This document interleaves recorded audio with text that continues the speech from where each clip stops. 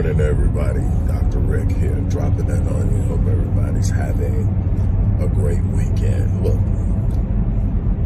I want to just talk to you briefly about some difficult and uncomfortable moments you're experiencing or that you are going to experience. We live in a world where the veil of average cloaks the majority.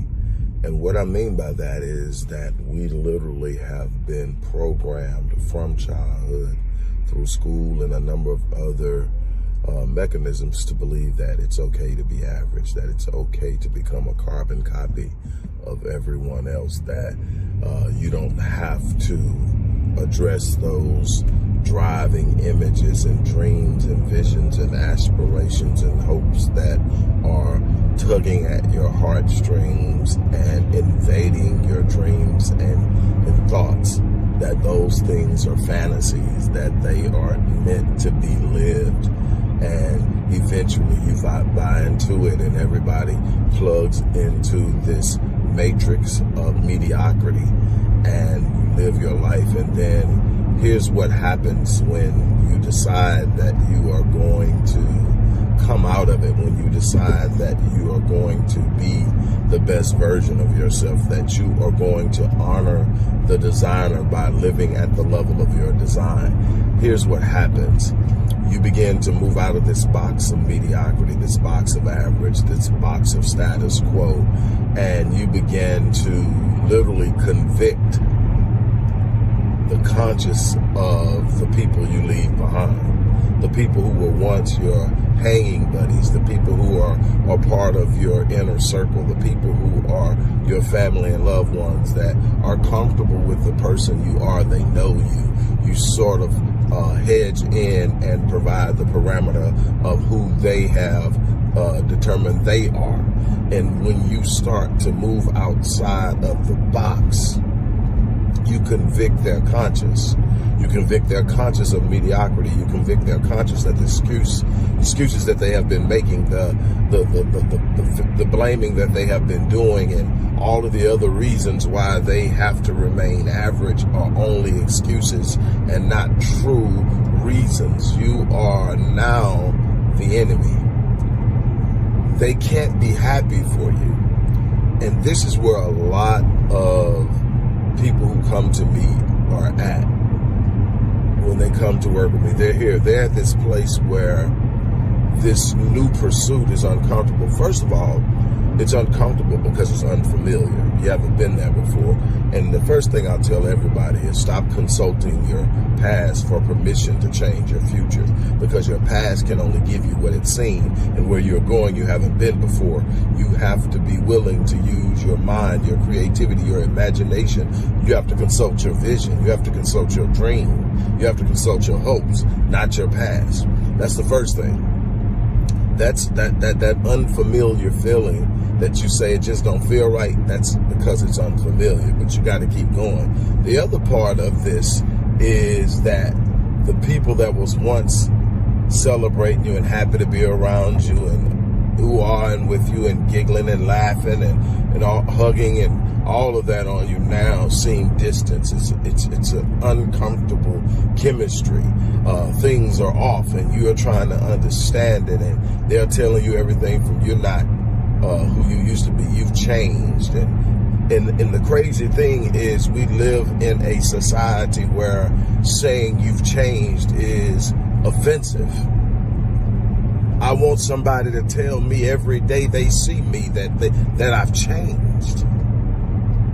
I want to know that I'm growing, that I'm becoming, that I'm not the man I was when I went to sleep last night, that somehow today I'm going to grow into somebody a little bit more wiser, a little bit more smarter, a little bit more knowledgeable, a little bit more loving, a little bit more graceful.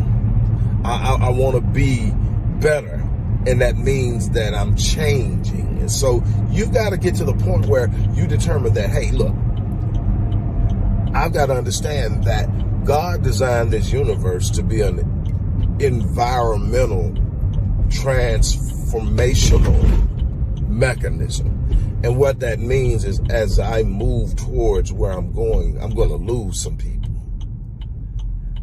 Some people are going to become alienated. Others will simply distance themselves. And then there will be those who will stick around just to try to throw a wrench in the program. And you've got to be willing to tell them it's time to move on. It amazes me how comfortable we are. One of the most impactful moments of my life is when God communicated to me that he wasn't going to somehow magically remove me from what I was going through. And it was painful. It was scary. It was difficult. It was one of the most challenging moments of my time, of my life. And God's communication to me, though not audible, was as clear as you can imagine. And it was real simple. I will not take you out of it, but I will bring you through it. The second part of the message was, you're more concerned with your comfort. I'm more concerned with your character, and I can't build character in comfort. And that changed my approach to life. Again, I never begged God to take me out of anything. I started to embrace the challenges and the moments of difficulty because I found I grew in them. I found I became stronger. I found I became wiser. I found that I became better. And so that's what I looked for. That's what I saw. And what I want to challenge you to do is,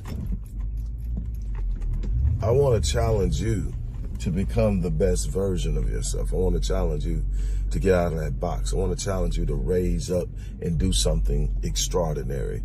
I want to challenge you to raise up and do something phenomenal. And it's inside of you, but you're going to have to be willing to lose some people along the way. You're going to have to be willing to feel a little uncomfortable. You're going to have to be willing to have some moments where it seems like it's only you, and you're going to have to get close to God in the process. And then you're going to have to build a new circle. You're going to have to develop new friendships, new business acquaintances. You're going to have to build a winning circle. Association brings about assimilation, and you're going to be the average of the 5 people you spend the most time around. So you better start looking at your friends and evaluating if their lives in average is equaling what you want to become. And if not, you're going to have to make some changes. It doesn't mean you've got to push them completely out of your life, but it means that you're going to have to start finding people to spend time with that mimic and mirror and look like what you're trying to do and accomplish. You are going to have to make up in your mind to be uncomfortable. You're going to have to learn to make up in your mind to let the universe as God designed it and expresses itself make room. That's the thing that you're going to have to do. Look, I've made it to the gym. I'm going to get out of here and do what I need to do. Again, to make sure I'm better, I'm healthier, I'm stronger, just a part of the process of every day becoming better.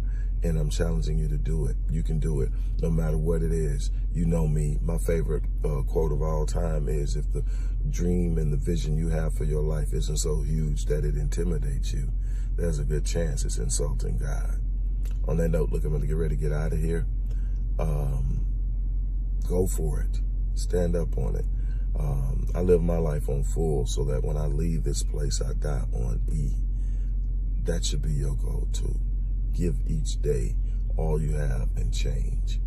Look, for those of you who may be interested in working with me or learning about the programs we have at the Visionetics Institute that help people achieve these phenomenal dreams and visions, look in the description box and there are some links that you can check out.